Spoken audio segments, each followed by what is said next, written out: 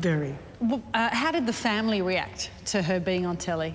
I must admit I was sort of quite green about all the lovely outfits that she used to get, and she used to actually go to the hairdresser and have her hair done.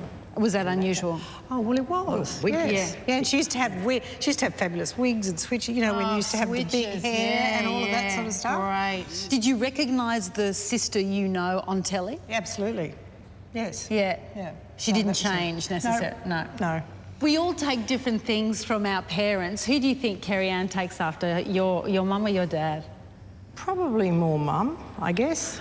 She said dad. I said dad. Why? Dad was very quiet and... Placid. Placid.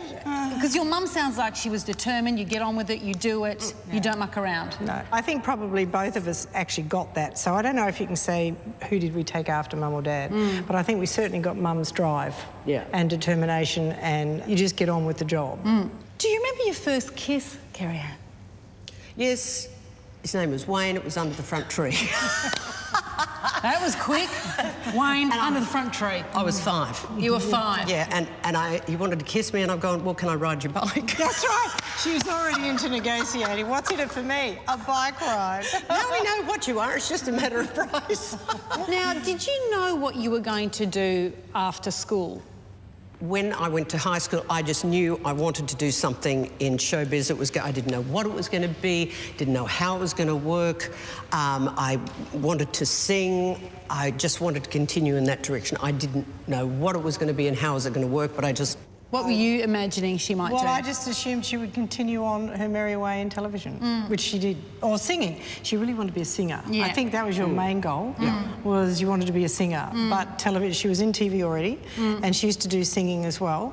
And I think that was your first love. But you just kind of kept going in the TV mode and did a bit of singing. Now, we were going to go to high school, but in a way, high school sort of isn't particularly significant for you. No. We're going to go to Channel 9 instead, and where you were when you were 13 as well. Jan, thank you for coming today. That was my pleasure. You actually went to New York to sing cabaret. I think it was about 20 or 21. You would have been in a very different New York. Studio 54. Oh, my God. Really? Was the era. Weren't you the one that tried to hurt me with goodbye? Did you think I'd crumble? Did you think I'd lay down and die? Oh, no, not I. She will survive. Oh, as long as I know how to love, I know I'll stay alive. 'Cause I've got all my life to live, and I've got all my love to give, and I'll survive. I will survive. Hey, hey. Studio 54. I used to do this in cabaret all the time, and it's been my theme song like forever. You joke. And then I met Gloria Gaynor, and she performed in Dubai, and I was down the front singing with her. Oh, my God. It was so cool.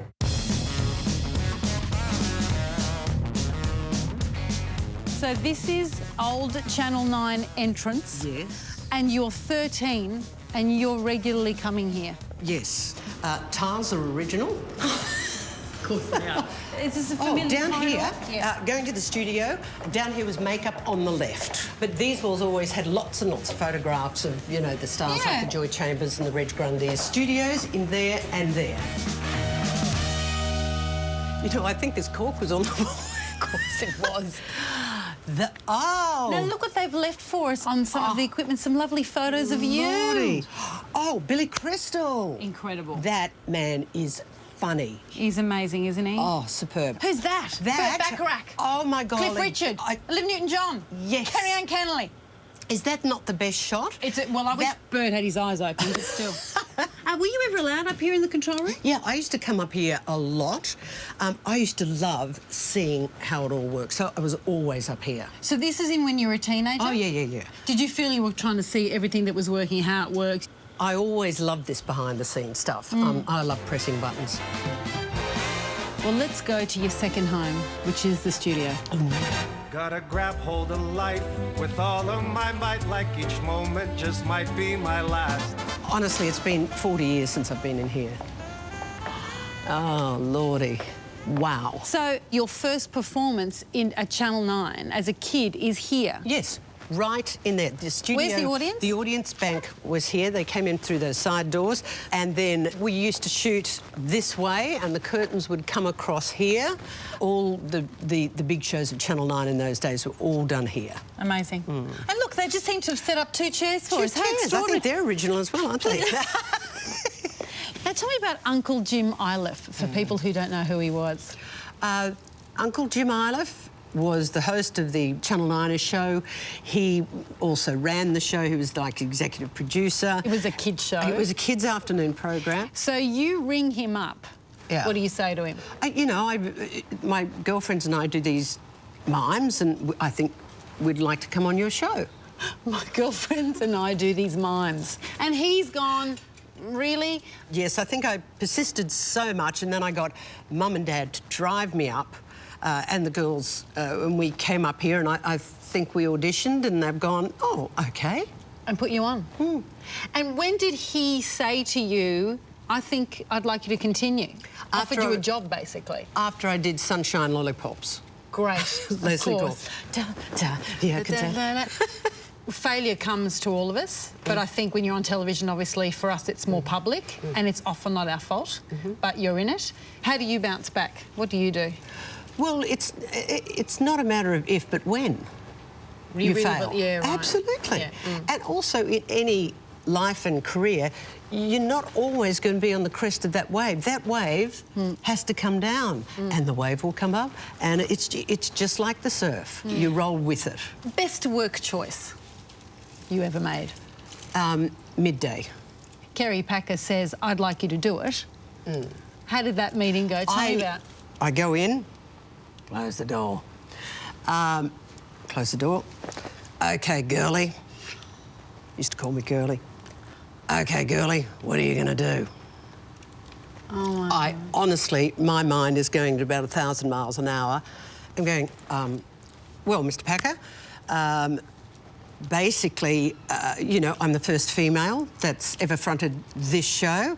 I want to have a point of difference and go behind a little deeper into interviews than other people have done. And I said, we may have theme shows, like, you know, if it's a country and western theme, we'll put hay bales up and da-da-da.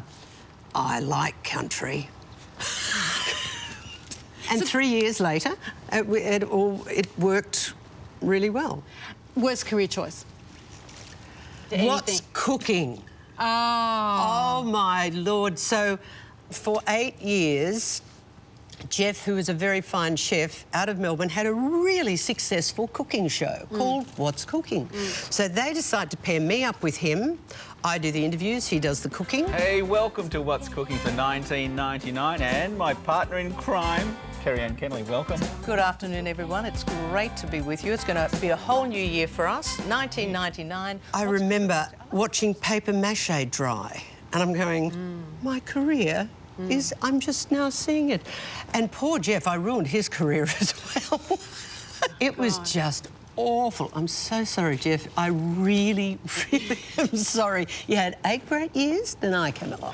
I used to watch Good Morning Australia all the time with you and Gordon Elliott, and even as a young woman, I could tell that he was being difficult, that he was being a chauvinist. And What, chauvinism, sexism? On the television, I know, in the 80s. In the 80s? What am I thinking? But what was that like? Was it that chauvinistic? Was it the whole thing? It was, Absolutely. Yeah. Without question. From executives all the way through. I've stood at a bar and had my, at a Christmas party, had my dress unzipped. As I turn around to give it a swing, it's somebody fairly important, and I've gone, do it up, or I will deck you. Chauvinism rife. They didn't... I was the legs in the two-shot. And probably for several years, to be quite frank, in the early 80s, that's what I deserved to be, the legs in the two-shot. Why? Because you think you didn't have enough experience? Yeah, and that's reasonable and fair. But, man, is it hard.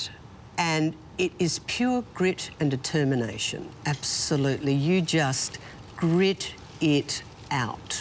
Luckily, you know, I actually have a life, you know, which is a great family and a fabulous husband and, you know, a dog and everything. So I actually have a life.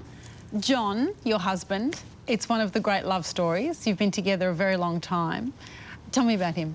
Oh, I think they refer to him as Poor John. Poor John, why? Poor John. Poor John. Well, yes. No, he's terrific. It's everything I've done. It's just water off a duck's back to him, whatever. I'd come home from work, see anything about, these problems. Yeah.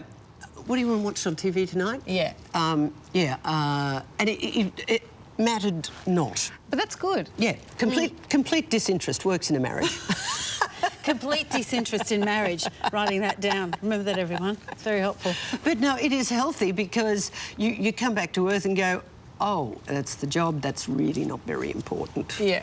So what's today been like for you? I love seeing Sandgate Town Hall. That was Wasn't that just amazing? beautiful. If you'd said to me when I stood there when I was 12 or 13, right there, going, if you tell me I'd be here 50 years later, I never thought I was that good. I just paddled. Just paddled along. And I didn't actually ever think I would still be doing it. I lived year to year to year thinking I'd get fired every year. But you've got to keep coming up with projects that you want to do and invest yourself in. And if they work, great. If it doesn't, move on to the next. Now, we ask everybody this, but I'm really interested to hear what you're going to say. What advice would you give to the 12-year-old you? Probably just don't get so stressed and paranoid. Take a lot more deep breaths and do things a little bit more slowly. Do you think you were like that? Because you seem to have such confidence to come here and... No. Oh, God, I fake it. Because part of bravado gets you there, doesn't it? Yeah. And you've got to take that deep breath because when you get scared, you get so nervous, you lose your periphery vision, everything gets faster and faster and you get close and close and you start to panic a little bit more and you know you've got to keep a hold of it. So what you've got to do is just slow everything down and don't let anybody else set the pace. Well, it's been so great. Thanks. I really so enjoyed it. Thank you, Kerri. No, thank you. What's on now, everybody and Kerri? Jim, I think we've got a cartoon, haven't we? We have, that's right, it's Popeye!